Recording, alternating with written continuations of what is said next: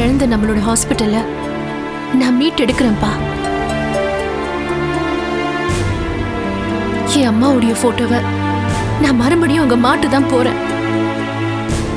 அம்மாவோட ஆசைப்படி கஸ்தூரி ஹாஸ்பிட்டலோட சேர்மன் சீட்ல உங்களை உட்கார வைப்பேன்ப்பா. வேணாமா, நீ போராடி போராடி உன் வாழ்க்கையே கேள்விக்குறியாகி போச்சுமா. மறுபடியும் மறுபடியும் போய் ஏதாவது சிக்கல்ல மாட்டிக்க வேண்டாமா. சட்டப்படி என்ன பண்ணணுமோ அதை பண்ணுவோம். இல்லப்பா, நான் சொன்னது நடக்கும், நடத்தி காட்டுறேன். அதுக்கு நீங்க எனக்கு பக்கபலமா இருக்கணும். உங்களுடைய ஆதரவும் ஆசீர்வாதமே இருந்தா போதும்பா. நம்ம எழுந்தது எல்லாமே நான் மீட் எடுத்துருவேன். இது இது அம்மா மேல சத்தியம்பா.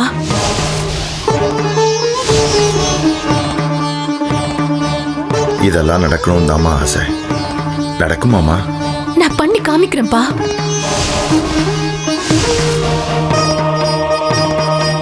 சுஷ்மா, அந்த பெருமாள் இல்ல, அவன் அப்பனே வந்தாலும் உனக்கும் மயிலனுக்கும் கல்யாணம் நடக்கும். நான் நடத்தி வைக்கிறேன். இந்த போராட்டத்தில் உனக்கு கண்டிப்பா வெற்றி கிடைக்குமா? எனக்கு நம்பிக்கை இருக்குமா? நீ நினைச்சது சாதிப்ப. இது பார் ஸ்னேகா, உனக்கு என்ன உதவி வேணாலும் கேளு. எப்படியாவது நம்ம ஹாஸ்பிட்டல்ல மீட்கணும். சுஷ்மா கல்யாணம் நடக்கணும்.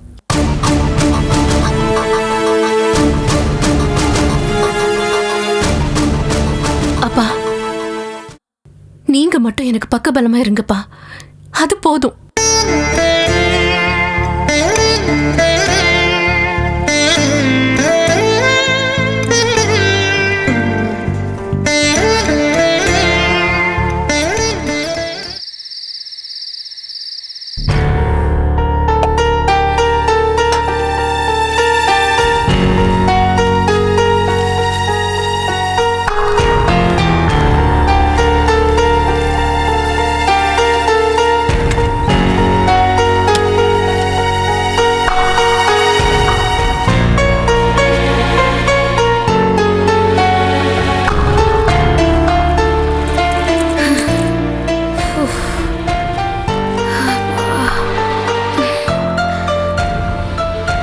ஆஃபீஸில் வேலை அதிகமா? ஆமாங்க. ஆஃபீஸில் ஏதோ முக்கியமான மீட்டிங் இருக்குன்னு சொன்ன, முடிஞ்சுதா? முடிஞ்சது. எல்லாரும் வந்திருந்தாங்களா? எல்லாரும் வந்திருந்தாங்க. லஞ்ச் எங்கள் ஆஃபீஸ் கேண்டீன்லேயே சாப்பிட்டியா? ஆமாங்க. நான் இன்னைக்கு உங்கள் ஆஃபீஸ்க்கு வந்திருந்தேன் பிரியா.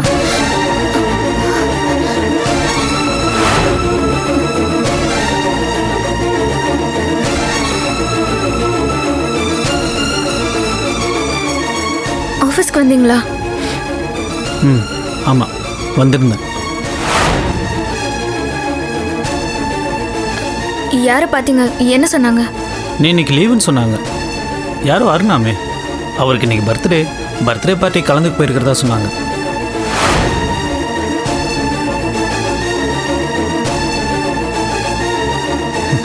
கேட்கவே ரொம்ப சந்தோஷமா இருந்துச்சு. அம்மா, யார் அந்த அருண்? அன்னைக்கு தேட்டர் வாசல் கூட பார்த்தனே, அவனா? ஆமாங்க.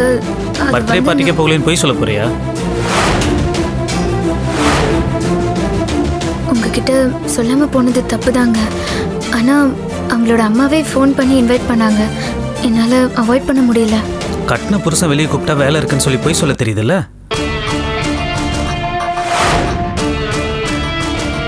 ஏன் பிரியா இப்படி பாய் கூசாம போய் சொல்ற? இங்க பாரு, என்ன உனக்கு பிடிக்கலன்னா முகத்துக்கு நேரா சொல்லிடு. அதை விட்டுட்டு இப்படி அவமானப்படுத்தாத.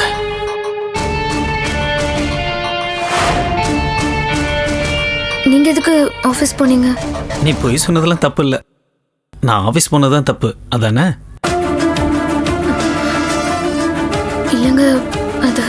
பயப்படாத, நான் தான் உன் புருஷன் நாங்கள் யார்கிட்டையுமே சொல்லிக்கல.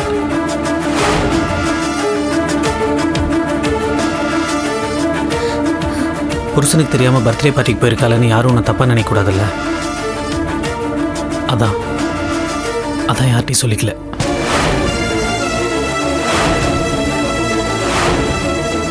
நான் கேட்டதுக்கு பதில் சொல்லு பிரியா. கட்டின புருஷனை விட அந்த பர்த்டே பார்ட்டி முக்கியமா போச்சு இல்ல?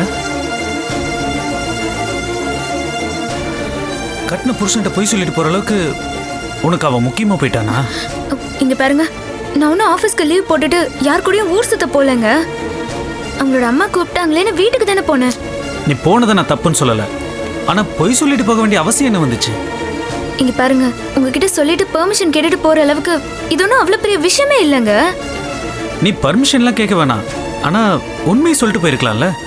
எதுக்காக பொய் சொல்லணும்? நீங்க படிக்காதவர், வேலை செய்யற இடத்துல ஒரு ஆணும் பொண்ணு சகஜமா பழகிறத உங்களால புரிஞ்சுக்க முடியாது. அதனால தான்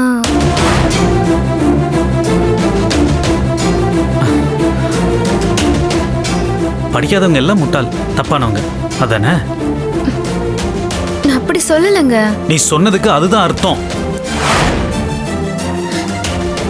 உங்ககிட்ட எல்லாம் என்னால ஆர்கியூ பண்ண முடியாது. என்ன விட்டுருங்க.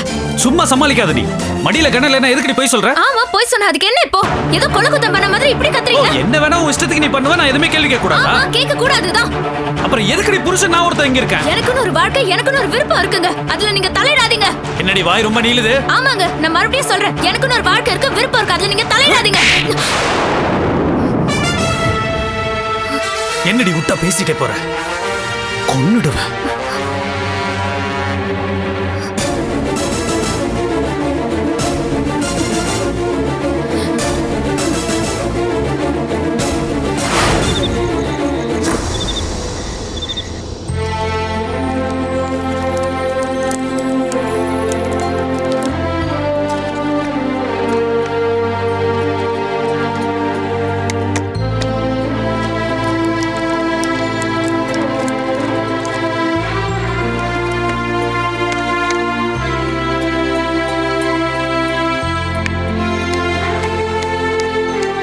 என்ன மாத்திரை அது?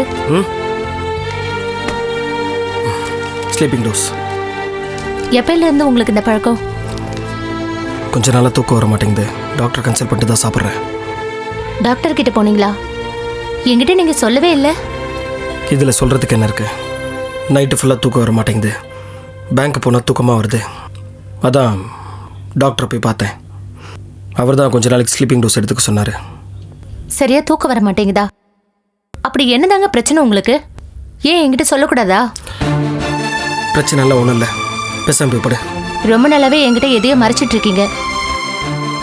சொல்லுங்க, என்ன பிரச்சனை உங்களுக்கு? நான் தான் ஒன்றும் இல்லைன்னு சொல்கிறேன்ல. படுத்த அடுத்த செகண்ட்ல தூங்குறவர் நீங்க. இப்போ தூக்க மாத்திரை போட்டு தூங்குறீங்கன்னா உங்களுக்கு ஏதோ பிரச்சனை இருக்குன்னு தானே அர்த்தம். எதுவாக இருந்தாலும் காலைல பேசிக்கலாம் மீனா. நீங்க நடந்துக்கிறதெல்லாம் பார்த்தா பயமா இருக்குங்க. இப்பெல்லாம் எதுவுமே நீங்க என்கிட்ட சொல்றது இல்ல. எதுக்கு எடுத்தாலும் கோவப்படுறீங்க. எனக்கே தெரியாம டாக்டரை போய் பார்த்துருக்கீங்க. ஸ்லீப்பிங் டேப்லெட்ஸ் எடுத்துக்கிட்டா சைடு எஃபெக்ட்ஸ் வருங்க. உங்க பிரச்சனை என்னன்னு சொன்னதானே எனக்கு தெரியும். மாத்திரை போட்டா உங்க பிரச்சனை எல்லாம் சரியாயிடுமா? உங்க மனசுல என்ன இருக்குன்னு என்னால கண்டுபிடிக்க முடியல. என் மனசுல எல்லாம் ஒன்றும் இல்லை. நான் நல்லாதான். நீங்க போய் சொல்றீங்க. அன்னைக்கு அப்படிதான் ரோட்ல நின்று யாரு கூட சண்டை போட்டிருக்கீங்க. பிரியா வந்து என்கிட்ட சொல்லிட்டு போனா. இப்ப வரைக்கும் அது யாரு, என்ன பிரச்சனை எதுவுமே என்கிட்ட சொல்லவே இல்லை. அது வந்து வருஷா புருஷன் உங்களை டார்ச்சர் பண்றானா?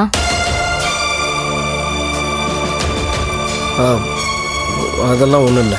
அவன் வந்து உங்களுக்கு டார்ச்சர் கொடுத்தானா நீங்க போலீஸ்ல கம்ப்ளைண்ட் பண்ணுங்க. வருஷாவே அவனை வேணான்னு முடிவு பண்ணிட்டா நமக்கு என்னங்க வந்தது?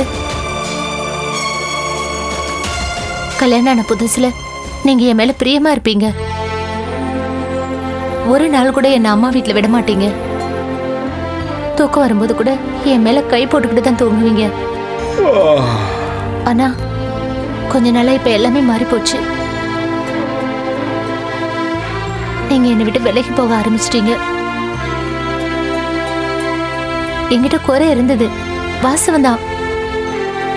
ஆனா இப்ப நான் பூர்ணமா குணமாயிட்டேங்க. நான் தாம்பத்திய உறவுக்கு தயாராயிட்டேன். மாத்திரை சாப்பிட்றத விட்டு 2 வாரத்துக்கு மேல ஆயிடுச்சு. டாக்டர் எனக்கு எந்த பிரச்சனையும் இல்லைன்னு சொல்லிட்டாங்க. வெக்கத்தை விட்டு சொல்றேங்க. உங்க அன்புக்காக நான் ஏங்கிட்டு இருக்கேன். கல்யாணம் ஆன புதுசுல நாம எப்படிலாம் இருந்தோம் அந்த மாதிரி இருக்கணும்னு ஆசைப்படுறேன். ஏங்க, நான் சொல்றது உங்களுக்கு புரியுது?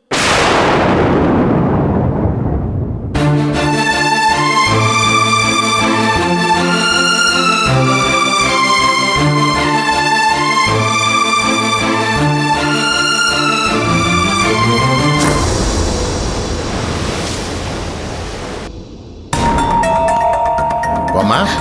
Hello uncle. டிஜிபியோட ஒரு அர்ஜென்ட் மீட்டிங் இருந்தது. எப்போ வந்த? இப்போதான் வந்தேன். ஏதாவது சாப்பிட்றியா? இல்ல ஒன்றும் வேணாம்.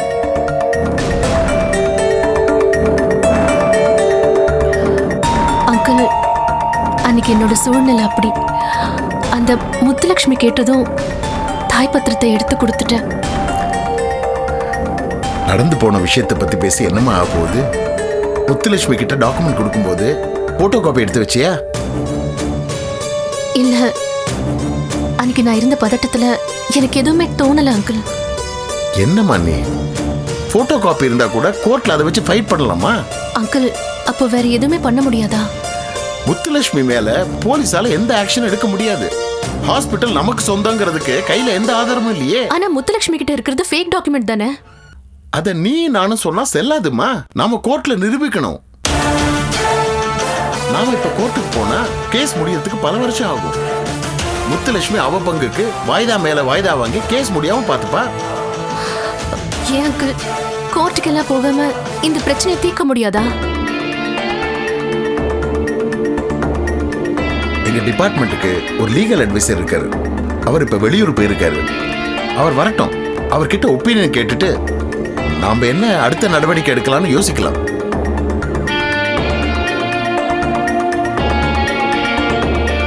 ஸ்னேகா, நீ ஒண்ணு பண்ணு. ராஜிட்ட சொல்லி தாய் பத்திரத்தோட ஜெராக்ஸ் காப்பி இருக்கான்னு தேட சொல்லு. சரி அங்கிள். இத பாருமா, நீ எதுக்கும் கவலைப்படாத. நாம நிச்சயமா கண்டிப்பா ஹாஸ்பிட்டல்ல மீட்டுடலாம். கஸ்தூரி ஹாஸ்பிட்டலுங்கிறது அம்மாவோட கனவு.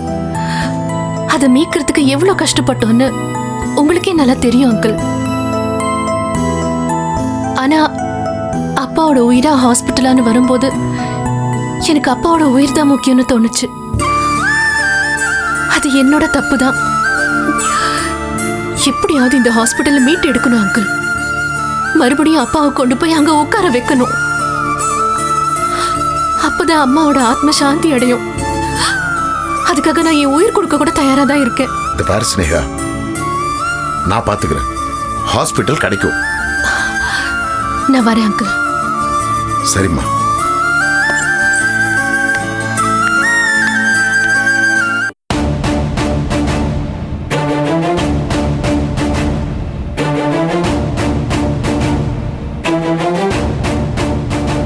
ஏய் சரவணா, என்னடா அவங்கிட்ட போய் முக்கிட்டு இருக்கிற? சும்மா ரைட்டு லெஃப்ட்னு சொன்னா பார்த்தா ஊத்த பையன் ரைட் ஆயிடுவான் போல இருக்குது. ஏ வினோத், நல்லா அழுத்தி மேல வா. எடுப்பாவே இருந்தா எப்படி? அழுத்து.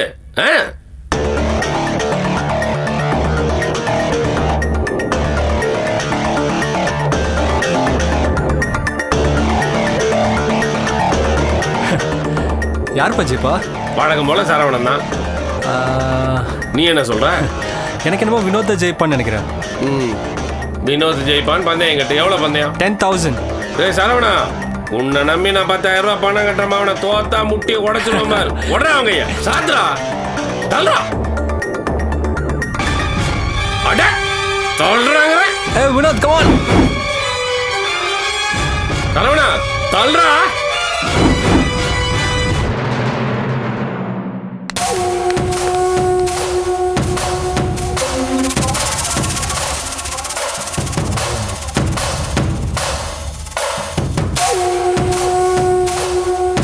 சரவணா, ஒரு ஆட்டத்தில் ஜெயிச்சிட்டோன்ற ஆணவத்தில் ஆடாதரா. அவன் கையை ஓடுறாங்கிறேன். வாங்க மேடம், உட்காருங்க. ராஜா, வந்திருக்கிறது சாதாரண மேடம் இல்லை, ஒரு மிகப்பெரிய ஆஸ்பத்திரியோட எம்டி, பெரிய டாக்டரா. அதை சொல்லிட்டு போகிறதுக்கு தான் வந்திருக்கிறாங்க. என்ன பெருமாள் கோமா? எங்கிட்ட டீல் பேசிட்டு நீ காரியத்தை தனியா நின்று சாதிச்சிட்டல்ல, ஒத்துக்கிறேன். நீ பொம்பளை கேடின்னு. என்னப்பா சொல்கிறீங்க? சரி சரவணா, தோத்த பொல்ல உடைச்சிரும், ஜாக்கிரதை. அதான் ஆஸ்பத்திரி நம்மளை வச்சு டீல் பேசினாங்கல்ல, ஆமாம். முடிச்சு கொடுத்தா 70% பேசணும். ஆ, சொல்லாம கொள்ளாம அவங்களே காரியத்தை சாதிச்சிட்டாங்களாம். அதான். அப்படியா? Congratulations madam. தேங்க்ஸ்.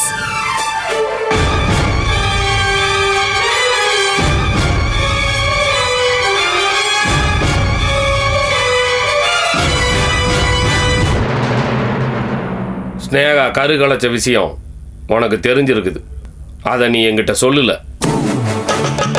அவளை பிளாக்மெயில் பண்ணிட்டு தாய் பத்திரத்தை நீ வாங்கிட்ட. அதை என்கிட்ட நீ மறைச்சிட்ட. இப்ப எதுக்கு இங்க வந்திருக்க?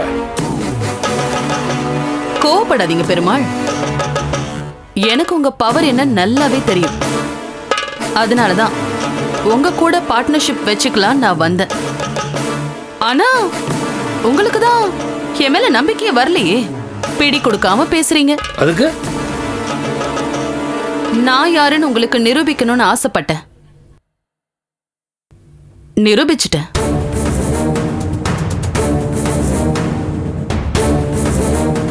நான் நினைச்சதையும் சாதிச்சிட்டேன். சரி, பெரிய ஆள் தான், ஒத்துக்கிறேன். இப்ப எதுக்கு வந்திருக்கீங்க? ஆபரேஷன் முடிஞ்சாலும் கருணாகரன் கிட்டத்தட்ட நடப்போனம் தான். அந்த ஆளை வீழ்த்துறது ரொம்ப ஈஸி. இப்ப கூட ஒண்ணு கெட்டு போயிடல. நம்ம 2 பேர் வேணா பார்ட்னர்ஸ் ஆயிடலாமா? அதில் எங்களுக்கு என்ன லாபம்? விக்ரம், நீ ஆசைப்பட்ட சுஷ்மாவை நான் உனக்கு கல்யாணம் பண்ணி வைக்கிறேன். முத்துலட்சுமி, அப்பா சும்மா இருங்கப்பா. மேடம் நீங்கள் சொல்லுங்க மேடம். ஹாஸ்பிட்டல் என் கைக்கு வந்துருச்சு. அத அவங்க என்கிட்ட இருந்து மீட்கணும்னா சுப்ரீம் கோர்ட் வரைக்கும் போய் போராடணும். அதுக்குள்ள கருணாகரன் போய் சேர்ந்துருவான். சரி, என்ன சொல்ல வர? கருணாகரனுக்கு சப்போர்ட் பண்றதுக்கு ஐஜி இருக்காரு. எல்லாத்துக்கும் துணிஞ்ச மயில் வாகனம் இருக்கான். இவங்களெல்லாம் எதிர்த்து போராட எனக்கு ஆள் பலமும் அதிகார பலமும் வேணும். அது உங்களால தான் முடியும். நாங்கள் ஹாஸ்பிட்டலுக்கு பாதுகாப்பு கொடுத்தா சுஷ்மா இந்த வீட்டுக்கு மருமகள் ஆக்குவீங்க, அப்படிதானே? பாத்தியாக்கா, படிச்ச புள்ள தான் டக்குன்னு பிடிச்சிட்டாரு. ஏங்கா, ஹாஸ்பிட்டலில் வர்ற வருமான லாபத்தில் எத்தனை பர்சன்டேஜ் கொடுக்க போகிறோம்?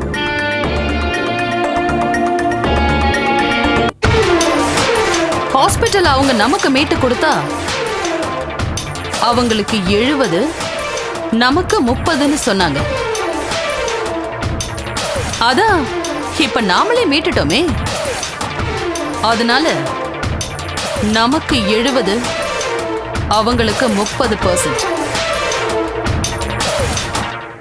ஓகேவா? அப்பா சரின்னு சொல்லுங்கப்பா.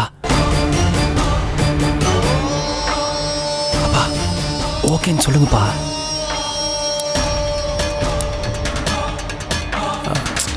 எங்கள் அப்பா சார்பா நான் ஓகே சொல்கிறேங்க.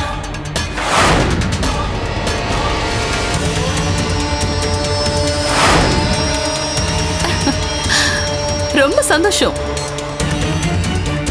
கருணாகரனோட 2 எதிரிகளும் இப்ப நண்பர்கள் ஆயிட்டோம். கருணாகரன் தோக்க போறது உறுதி. சுஷ்மாவை எப்படி எனக்கு கட்டி வைக்க போறீங்க? அவசரப்படாதீங்க தம்பி, சுஷ்மா உங்களுக்கு தான், அதை யாராலையும் மாற்ற முடியாது. சரி, அப்ப நான் கிளம்புறேன். முத்துலட்சுமி, தாய் பத்திரம் என்ன பண்ண? ஏன் கேக்குறீங்க? சும்மா தெரிஞ்சுக்கலாம். அது ஏன் பிரச்சனை, அதை நான் பாத்துக்குவேன். அழுத்தக்காரியா இருக்கிறிய. ஆணாதிக்க சமூகத்துல பொம்பளை ஜெயிக்கணும்னா அழுத்தக்காரியா தான் இருந்தாகணும். இல்லனா ஏறி மிதிச்சுக்கிட்டு போயிட்டே இருப்பாங்க. எஸ் மேடம், நீங்க சொல்றது 100% கரெக்ட் மேடம். வரேன்.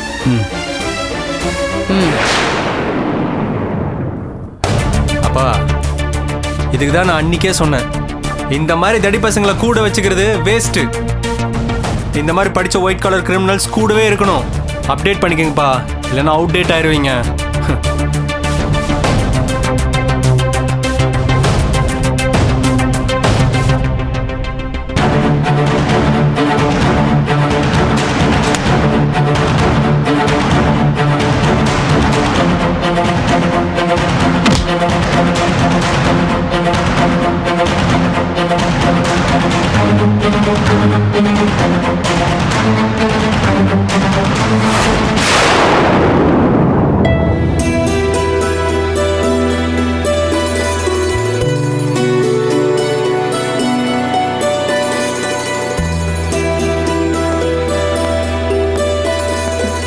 வாங்க பிரதர், உட்காருங்க.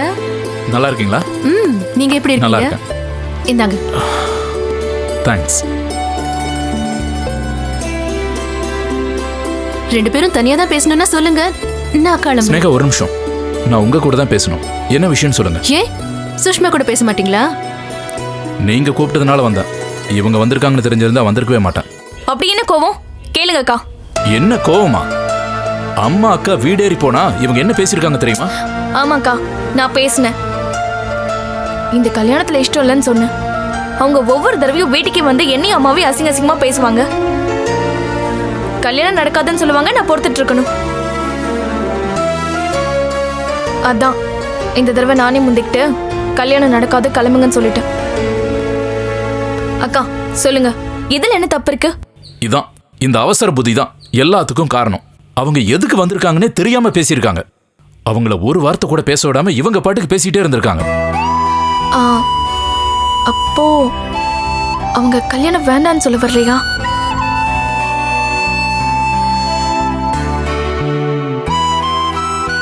அப்போ வேற எதுக்கு வந்தாங்களா? சும்மா அளந்து விட வேண்டாம்னு சொல்லுங்கக்கா. நான் ஏன் உன்னை அப்படி சொல்ல போறேன்? அவங்க நம்ம கல்யாணத்துக்கு எதிர்ப்பு தெரிவிச்சது உண்மைதான். உங்க வீட்டுக்கு வந்து சத்தம் போட்டதும் உண்மைதான். வீட்டில் 2-3 நாளா ஒத்துழையாமை இயக்கமா இருந்து அவங்கள சம்மதிக்க வச்சிருக்கேன். அதனாலதான் மனசு மாறினாங்க. நம்ம கல்யாணம் நடக்கும்னு சொல்லிட்டு போக தான் வந்தாங்க. லூசு, அது தெரியாம சமாதானம் பேச வந்தவங்களை அவமானப்படுத்தலாமா? இது நியாயமா?